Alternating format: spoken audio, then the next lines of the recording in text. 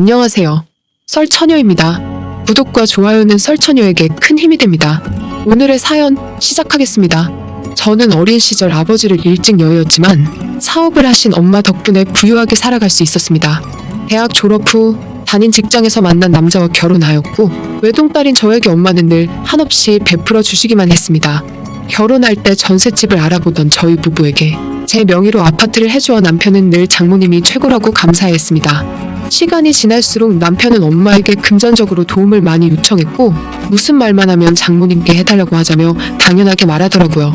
물론 저희 엄마가 경제적으로 여유로운 건 사실이지만 저도 결혼해서 독립한 상태인데 매번 손 벌리기 죄송스러워 남편에게 이건 아닌 것 같다고 우리가 스스로 하자고 말했습니다. 그제서야 남편은 자신이 생각이 짧았다고 미안하다 했죠. 그렇게 엄마에게 손 벌리는 행동은 잘 정리가 되는 듯 했으나 남편은 말만 알겠다고 하는 거였습니다. 몇 년 동안 잘 다니던 직장을 갑자기 그만두겠다고 해서 이유를 물어봤습니다. 남편 말에 따르면 상사가 이유 없이 갈군다며 사업을 하고 싶다 했습니다. 다들 아시겠지만 사업은 뭐 다 성공합니까? 사업 수완도 있어야 하고 평생을 직장 생활을 하다가 어찌 사업을 하겠냐고요. 남편은 저희 엄마가 쉽게 돈을 번다 생각하더라고요. 엄마도 한 번에 성공한 것도 아니고 여러 번의 실패를 겪으시다가 자리 잡으신 건데 저렇게 결과만 가지고 쉽게 보는 남편이 한심했습니다. 남편 뜻에 반대를 하였더니 다음날엔 말을 바꿔서 장모님 밑에서 일하고 싶다고 하더군요. 엄마가 하는 사업은 여성의료업으로 남편이 그동안 해왔던 일과는 관련도 없을 뿐 아니라 갈피를 못 잡는 남편의 태도에 전혀 신뢰가 가지 않았습니다. 그래도 남편이 기분 나쁠까봐 일은 그만두지 말고 엄마와 상의하고 결정하자 했죠. 그렇게 저는 엄마와 따로 만나 남편 이야기를 했고 엄마는 가족과는 사업을 하는 건 아니라며 딱 잘라 말씀하셨습니다. 저도 어느 정도 엄마의 생각과 같아 남편에게 사업을 하고 싶으면 준비를 철저하게 해서 하는 게 좋을 것 같다고 이야기했습니다. 그리고 사업을 시작하려면 기본 투자금도 있어야 하는데 그 돈은 어찌 할 거냐고 물어보았습니다. 이 남자가 진짜 대책이 없는 줄은 알았지만 이렇게 생각이 없는 줄 몰랐어요. 남편은 당연히 장모님한테 빌려야지 하는 겁니다. 말이 빌린다는 거지 그냥 달라는 태도와 뭐가 다릅니까? 그래서 전 그 자리에서 당신 혼자 힘으로 하는 거 아니면 반대라고 이야기했습니다. 그랬더니 남편은 저에게 지금 나 혼자 잘 먹고 잘 살자고 이러는 줄 알아? 다 당신 먹여 살리려고 하는 거잖아 하면서 시비 터는 말투로 말하더라고요. 이렇게 매번 엄마한테 의지하면 안 될 것 같아 대꾸도 하지 않고 그냥 한 귀로 듣고 흘려버렸습니다. 엄마한테도 장서방이 돈 관련해서 이야기하면 빌려주지 말고 바로 말해 달라 했습니다. 그렇게 6개월쯤 지났을까요? 남편은 다시 사업 이야기를 꺼내기 시작했습니다. 부정 핑계를 대며 장모님이 돈 안 해주시면 우리 아파트를 담보로 사업을 하고 싶다고 말하더라고요. 사업 잘못되어 담보 잡힌 집마저 날려먹을까봐 저는 절대 안 된다고 말했죠. 그랬더니 남편은 왜 장모님은 아파트를 당신 이름으로 해줘서 이 사단을 만드신 거야? 보통 집은 남자 이름으로 하잖아. 말도 안 되는 말을 하더라고요. 저는 기가 차서 그건 당신 부모님이 집 해주셨을 때나 해당되는 말이지. 우리 집에서 해준 집을 왜 당신 이름으로 해줘?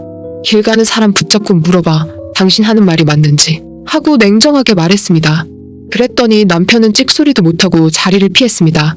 정말 해줘도 난리라는 말이 여기서 나오는구나 생각이 들었습니다. 그렇게 남편은 돈 나올 구멍도 없고 아이디어도 없으니 1년 동안은 사업 이야기가 쏙 들어가 잠잠하게 지냈습니다. 하지만 월급을 가져다 주던 돈이 점차 줄어드는 겁니다. 이유를 물어보니 그제서야 일을 그만둔 지 4개월 되었다고 실토했습니다. 너무 황당하고 어이없어. 그럼 그동안 월급은 어떻게 가져다 줬냐고 물었습니다. 주식이 생각보다 잘 되어 수익금으로 주었다고 하더라고요. 예전부터 주식을 하는 건 알고 있었지만 저에게 아무런 상의도 없이 일을 그만둔 남편의 행동에 어이가 없었습니다. 그러더니 남편은 자신이 번 돈으로 사업을 할 거라고 큰소리 쳤습니다. 혼자 결정하고 진행한 일이라 뭐라고 할 방법도 없더라고요. 그렇게 남편은 사업으로 작은 음식점을 운영하기 시작했습니다. 요리 실력이 어느 정도 있던 남편은 스스로 개발한 음식이 대박나면서 손님이 많이 몰려 짧은 시간에 3호점까지 냈습니다. 사업이 승승장구하자 남편은 기세가 등등해지기 시작했습니다. 행복이 오면 불행도 같이 온다고 했던가요? 그 시기에 엄마의 사업이 예상치 못하게 곤두박질치면서 갑자기 위기가 닥쳤습니다. 엄마는 남편에게 큰 불을 끌 수 있게 도움을 요청했습니다. 그동안 남편과 저에게 엄마가 해주신 게 많으시니 당연히 저는 남편이 도움을 줄 줄 알았죠. 하지만 남편은 화장실 들어갈 때와 나올 때 다른 사람처럼 엄마에게 장모님 사업 한두 번 하세요? 이렇게 힘들 때도 혼자 극복하셔야죠. 하며 냉정하게 말했고 일절 도움을 주지 않았습니다. 그렇게 엄마는 한순간에 빚더미에 앉아 집까지 모두 날리게 되었죠. 당연히 저는 엄마가 해주셨던 집이라 엄마를 모시고 싶다고 남편에게 이야기했고 남편도 제 말에 동의하더라고요. 엄마는 자리 잡을 때까지만 있겠다고 하셨습니다. 끝까지 저희 부부를 배려하시는 마음이 느껴져 가슴 아팠습니다. 그런데 퇴근하고 온 남편은 엄마를 보더니 장모님 내일부터 집안일 해주시고 제 옷은 드라이줘야 하니까 집 앞 세탁소에 맡겨주세요. 그리고 저 오징어 볶음 좋아하는 거 아시죠? 내일 저녁은 그걸로 부탁해요. 하며 방으로 들어가는 겁니다. 마치 엄마를 가정도 대야 듯하는 남편의 행동에 어이가 없어 따라 들어가 뭐하는 짓이냐고 말했습니다. 그랬더니 남편은 세상에 공짜가 어딨어? 일을 해야지. 장모님도 평생 일했던 사람이라 일하는 거 좋아하실 거야. 그리고 오히려 가만히 있으면 허튼 생각만 들어 하는 겁니다. 다들 생각해보세요.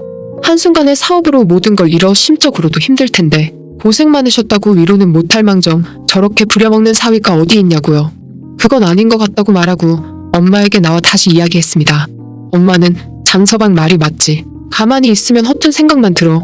나도 이게 편해. 하며 다음날부터 집안일을 해주시기 시작했습니다.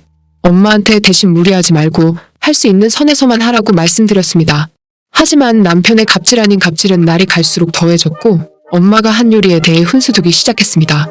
어느 날 갑자기 먹던 음식을 식탁에 뱉어버리고 왜 이렇게 짜냐면서 없던 고혈압도 생기겠다며 화내듯이 말하는 겁니다.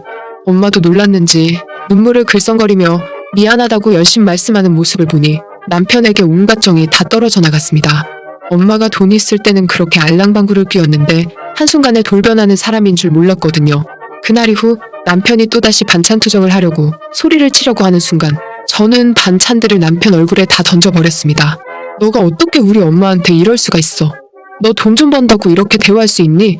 몰상식한 인간 같으니라고. 너가 그동안 우리 엄마한테 눈치 준 것만 생각하면 찢어 죽이고 싶어. 앞뒤 다른 너랑은 더 이상 못 살아 말했습니다. 남편은 기다렸다는 듯 버러지 같은 너랑 장모 먹여 살려서 내가 등골이 휘는 줄 알았는데 잘 되었네. 당장 이혼하자 하는 겁니다. 어차피 이 집 명의는 제 명의이니 이 집에서 너만 나가면 되고 이혼은 합의 이혼으로 해서 깔끔하게 하자 했죠. 남편은 다행이다. 버러지들이 나한테 돈 구걸하면 어쩌나 조마조마했는데 나야 좋지 하며 웃는 겁니다. 그 웃음이 어찌나 비열해 보이던지 입을 찢어버리고 싶었습니다. 그렇게 우리는 결혼 7년 만에 이혼을 했죠. 엄마가 주신 집을 팔고 남은 돈으로 엄마와 저는 작은 옷가게를 시작했습니다. 처음에는 손님이 별로 없어 힘들었지만 점차 엄마의 사업 수완이 발휘되었고 저 또한 다양한 방법으로 가게를 홍보하였습니다. 그랬더니 입소문이 돌아 사업은 호황을 누리게 되었죠.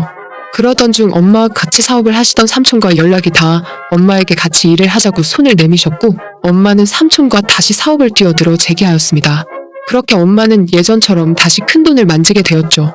건물을 매매하여 건물 청소할 분을 고용하기 위해 알아보던 중 경비원 아저씨께서 좋은 청년이 있다며 저에게 소개를 해주었습니다. 통상적인 면접 자리를 만들었고 면접 시간이 되어 소개받은 청년이 들어왔습니다.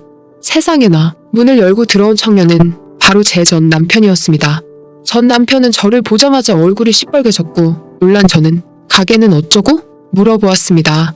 전 남편은 저와 이혼한 뒤 승승장구하던 찰나 TV 고발 프로그램의 취재로 음식 위생 문제가 알려지면서 완전 쫄딱 망했다고 했습니다.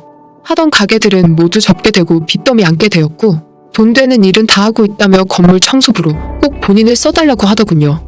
하지만 전 동정심 따위도 전혀 없었습니다. 저는 우리 엄마한테 했던 거 기억 안 나? 덕분에 너랑 헤어지고 나서 우리 사업 대박났잖아. 이렇게 건물까지 사게 되었는데 너는 꼴 좋다. 그러니 착하게 살았어야지. 어디서 동정심 유발하려고 개수작 부려. 버러지 입에 달고 살더니만 너가 버러지 골랐구나 말했고 전 남편은 제 말을 듣는 둥 마는 둥 하더니 며칠째 아무것도 못 먹었다면서 불쌍한 척 했습니다. 지갑에 있던 10만 원을 꺼내 면접비라고 던지듯 주었죠. 그랬더니 남편은 우리 예전에 좋았는데 다시 잘해보면 안 될까? 내가 장모님한테도 사죄하고 정말 헌신적으로 잘할게. 말 같지도 않은 소리를 해댔습니다. 듣고 있던 저는 화가 나 견디다 못해 마시던 아이스 커피를 면상에 뿌려버렸습니다.